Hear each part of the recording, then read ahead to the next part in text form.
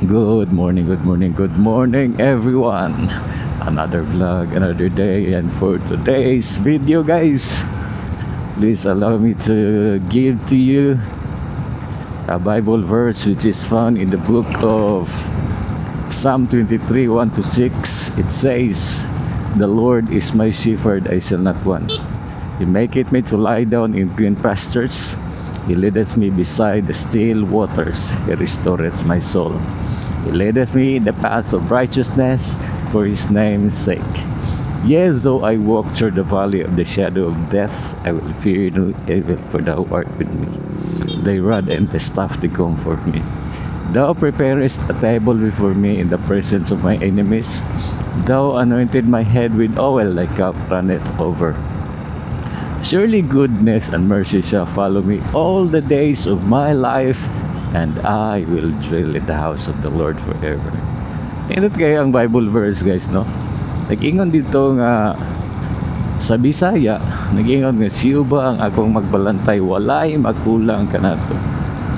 So pagkaninduta ang assurance sa Ginoo, no? If we have Jesus Christ in each of our lives, wala gid tay kabalakan, because God will provide everything that we need, no? Just like an earthly shepherd, ang magbalantay sa karnero, he had to make sure nga ang iyang mga karnero during the day makakaon gina sila maayo, dahil una niya dito sa mga sibsibanan nga malunhaw, aron nga pagkabot sa hapon mabusog tanan ang iyang mga karnero, unya makainom sa insakto nga tubig.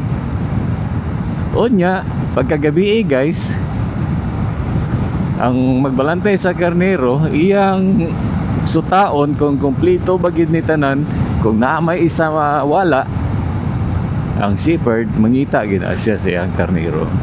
So si Jesus Christ, once we have Jesus Christ in each of our lives, dili ta niya pasagdan. Wala isaad sa Ginoo, yun siya nga, I will never leave you nor forsake you. Dili kita biyaan niya guys. So if we face problems, trials, and we are struggling with our work, or unsa pa na ang atong struggle every day, ato ra nang ihatag sa Dios.